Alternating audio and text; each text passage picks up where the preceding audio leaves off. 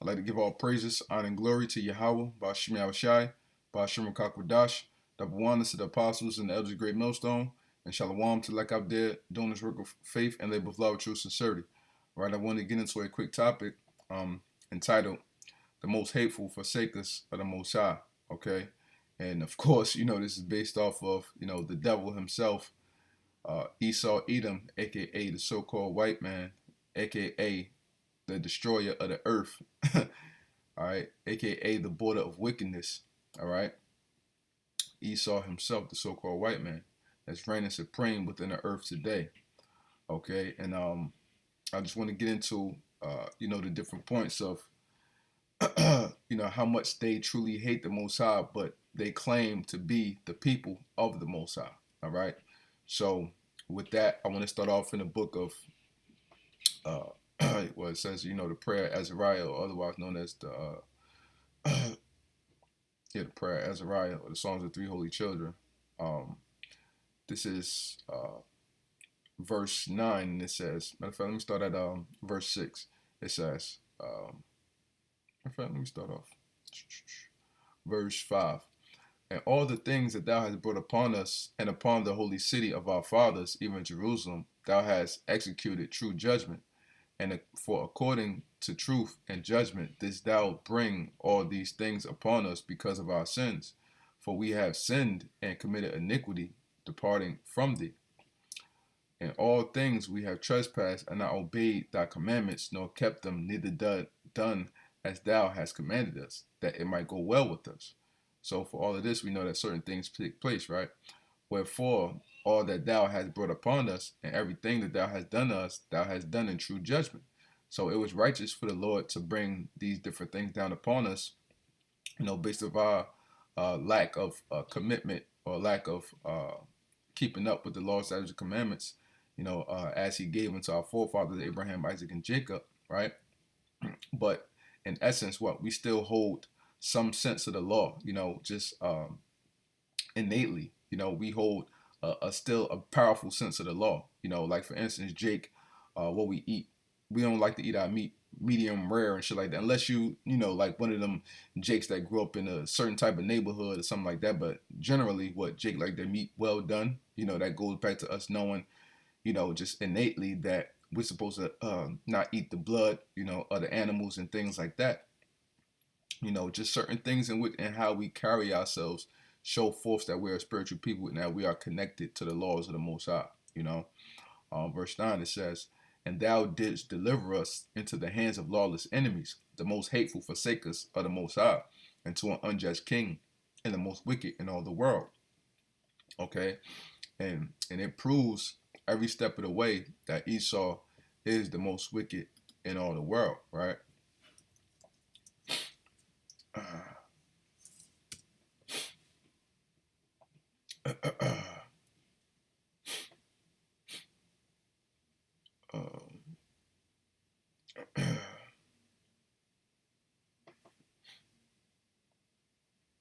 Oh, slack it. I didn't want to go there. It's the book of John 10 and 10. The thief cometh not but for to steal and to kill and to destroy. I am come that they might have life and that they might have it more abundantly. So Esau is the thief. Why? Because he stole our inheritance, stole, everything in which we have, constantly stealing our lives to this day. That's why in Baruch it says that we are still in slavery unto this day, because everything that the so-called white man has gotten, by way of his wickedness, he has stolen. And just to give a quick example of that, because I want to pull out some edification as well, right? Let's go back. Now, this is, of course, brothers well known about this, the book Esau Edom, but I got it here in PDF form. So I just want to bring out a couple of points and then get back to the scriptures, all right? Okay, all right, yeah, to get to this point right here, verse, chapter, page 27, Salakia, where it says, the Most High's position towards Edom in this regard was not going to change, and it would forever prevent Edom from establishing a civilized nation. The Jews are perhaps the only race that has never had a land or a nation of their own. This is going back to ancient times, right? Even the most primitive tribes have their own land and nation. The Jews, however, are a parasitic people who roam the civilized world seeking a host nation they can subsist on and prosper at the expense of others while contributing nothing. That's what they done within this land, because the so-called Jews run this society. They run this world right now as we know it. To quote the Jew Samuel Roth, our major vice of old as of today is parasitism. We are a people of vultures living on the labor and the good nature of the rest of the world. What a sorry spectacle the Jew makes on this continent, which he pretends to have enriched. Not only does he fail to contribute any glamour, culture, and art to the scene, he does not even contribute manpower. He does not dig wells, plow fields, forge skyscrapers, lay bricks, cut out trenches, spin wheels, bake dough, fell trees, pack tin cans, sweep streets, heave coal, fire furnaces, weave cloth, dig subways, raise ramparts, wall floods, rivet bridges, hinge gates, or fight fires. So he don't do a damn thing, man, period. Towards the manpower of America, jewelry contributes only that which it catches in its own sweatshops, as in so many rat traps set by itself. It seems to be part of the Jew's unwritten code that he should never work. Unless something happens to change his vision, I venture to add that he never will either. I cannot find anything of value that the Jews have created in their 250 years residence on the American continent. So this clearly shows that what the thief cometh not but to steal, to kill, and to destroy. Okay, they had their major hand within slavery. Okay, hardcore bondage. Okay, they stole us off of the lands. They had the hand in all of that, and part of the killings is primarily because of them.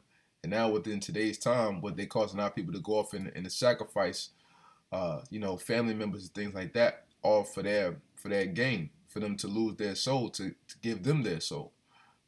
So that clearly shows he cometh not but what? To steal, to kill, and to destroy. But yet they claim to be the people with the Most High, but they don't follow anything of the Most High, right? That's why the Most High said this about them.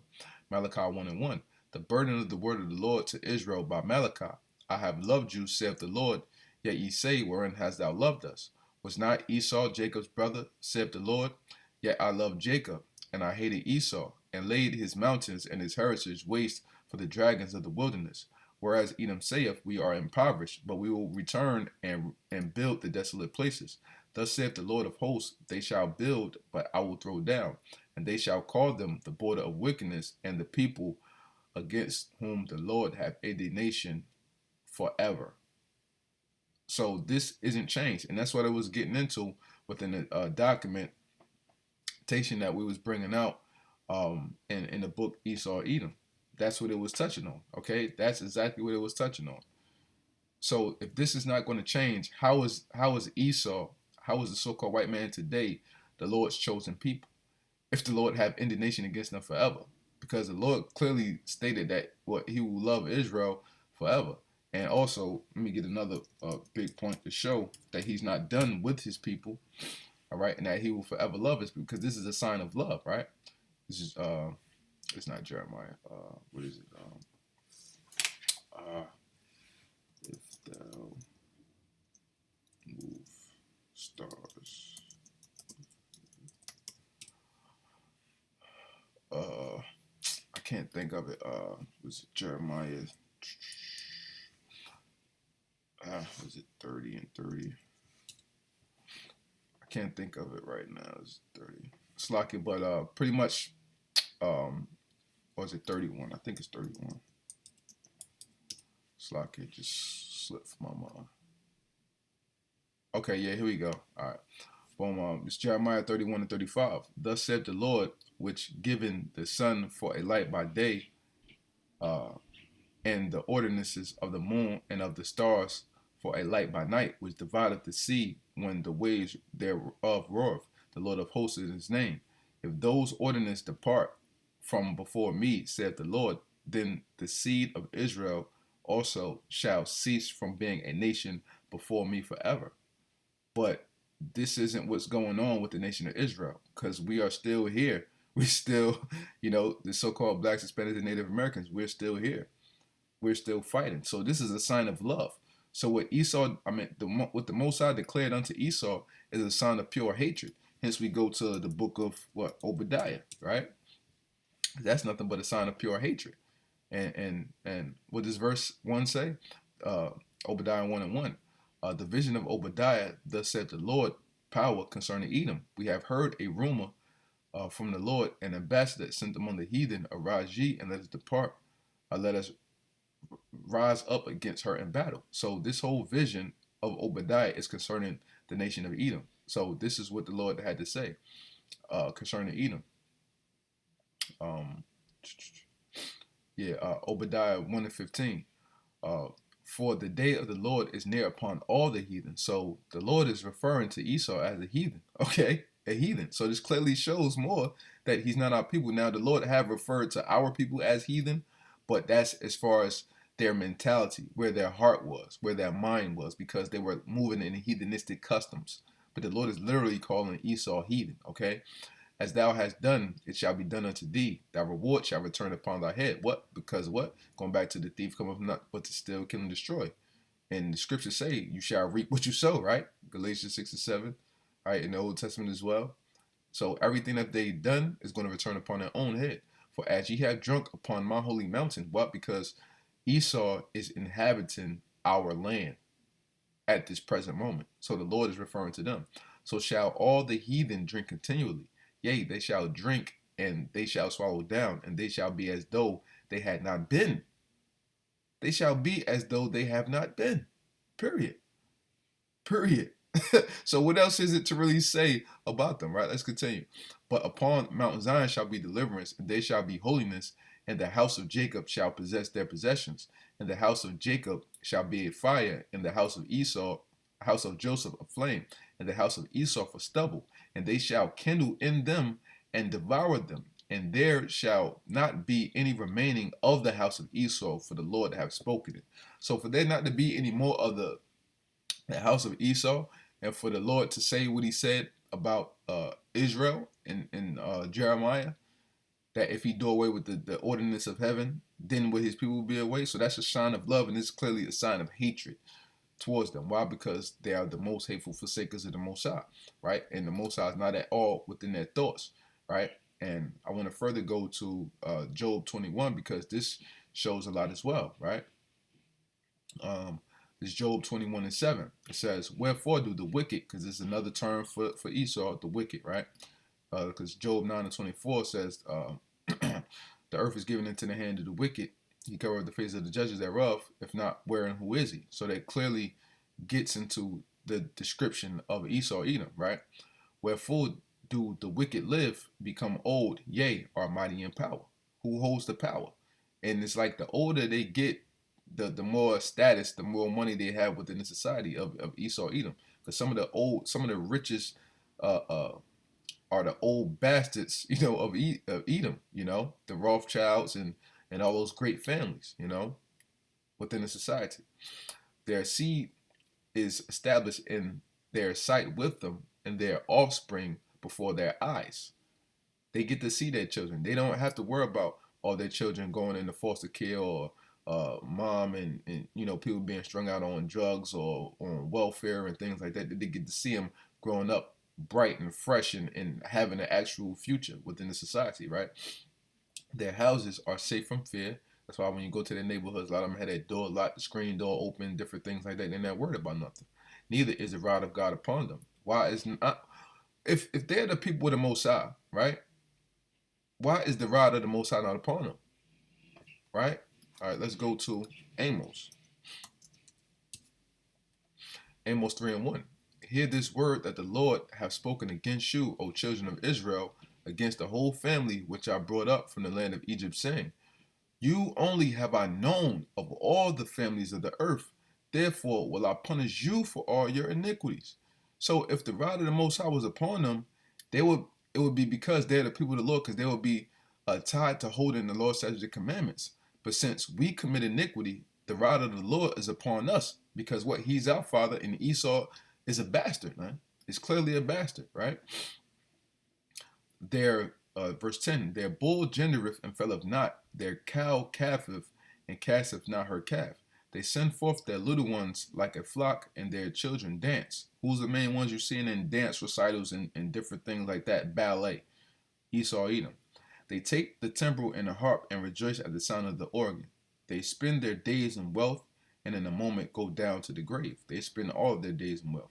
Therefore they say unto the Most High, depart from us, for we desire not the ways, not the knowledge of our ways. What is the Almighty that we should serve him, and what profit should we have if we pray unto him? Okay? Lo, their good is not in their hand, the counsel of the wicked is far from me. So this all is a thorough description that they are against the ways of the Most High, right? And I want to go to, what was I going to pull out? Slakia. Yeah, I wanted to get to the show, right? Because what Esau is, and what the so-called Jews are, the different members of the Illuminati, Frankists, Jacobians, Sabbatians, things like this. These different groups in which they're known as antinomian groups. That's why, but when we go back to this point, when it says, therefore they say unto the Most High, depart from us, for we desire not the knowledge of our ways. And then Apocrypha, it gets into the ways of the Most High are not, the Most High is not at all in his thoughts, because they are clearly contrary to the ways, to the laws, statutes, commandments of the Most High. All right, so they're known as antinomian groups. Okay, so let's get into this definition real quick. Antinomian, one who maintains that by the disposition of grace, the moral law is not binding upon Christians. 1640s from medieval antinomy, name given to a sect of this sort that arose in Germany in 1535. From Greek anti, opposite, against, nomos, rule, law. So antinomian basically means that what? They're against the laws. What laws are they against? They're against the laws of the Most High. Do they follow anything of the Most High?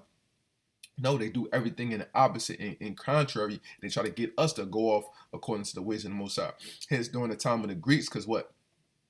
Obviously, as it says, this word going back unto the Greekish time, why they tried to get us to go off and cause our brethren to go off by eating swan's flesh and doing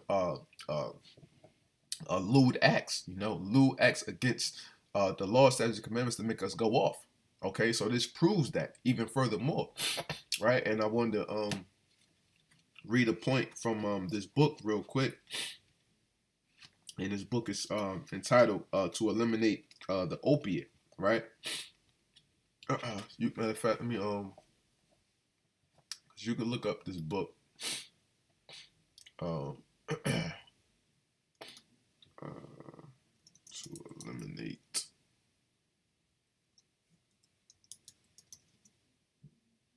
the opiate. Yeah, so this is the book right here, in which I'm referencing, so brothers can see. I don't know if they have any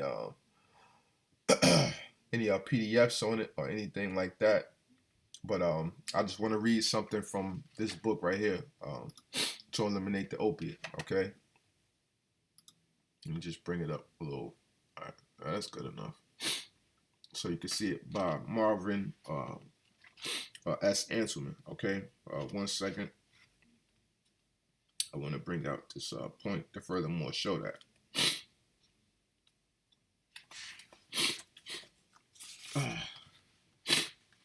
Slack here.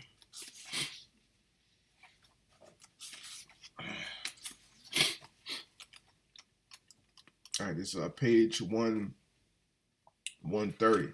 Okay, and I'm gonna just get straight to the point. It says, to effectuate his plan, Anton devised a game plan to discredit the Bible. Why would they want to discredit the Bible, right? In a mastery blueprint that would take about 1 century to develop. The plan went into effect as scheduled. Its essential features were implemented over a period taking nearly twice as long, for Anton could not anticipate future setbacks in the Illuminati timetable. Anton's blueprint was as follows: develop a closed circuit of intellectuals whose main objective would be to destroy the Bible. These intellectuals should be mainly academicians who should occupy chairs at leading universities, but other intellectuals will supplement their work. This intellectual group, point 3, this intellectual group should attempt to put itself into positions where it could control the dissemination of information vital to biblical studies. This means, right, and just thinking about this goes into Psalm 64, right? Because they try to disseminate facts, disseminate information, to try to lead people astray. Psalm 64 and 5. They encourage themselves in an evil matter, because what tampering with the Bible is the evil matter, right? They commune of laying snares privately. They say, who shall see them? They search out iniquities, right? They searching out bad ways. They searching out ways that we can go off. They're searching out all things that will cause us to fall or be off from our power. They accomplish a diligent search. Both the inward thought of every one of them and the heart is deep.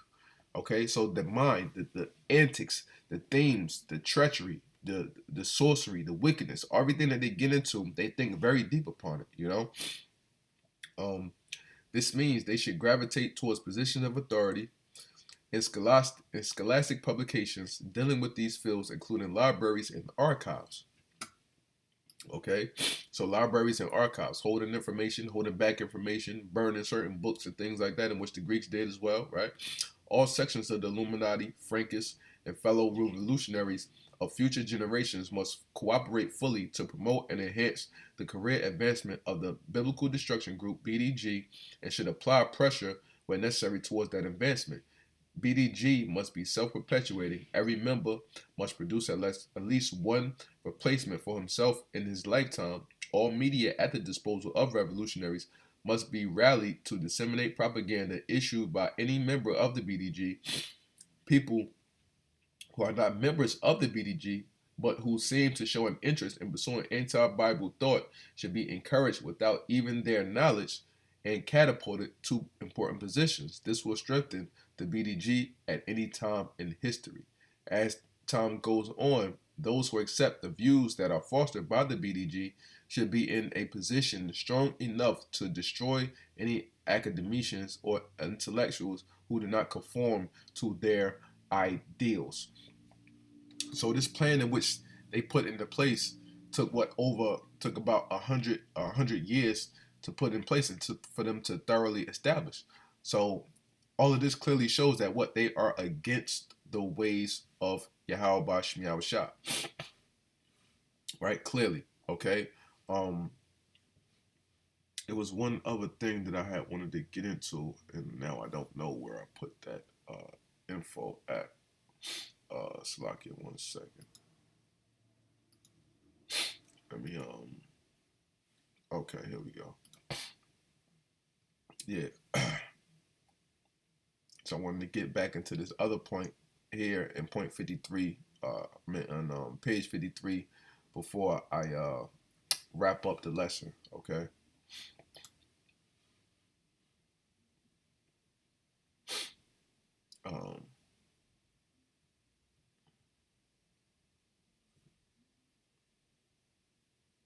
All right, so this is page 52, all right? And this is concerning what the Talmud and the Jews, right?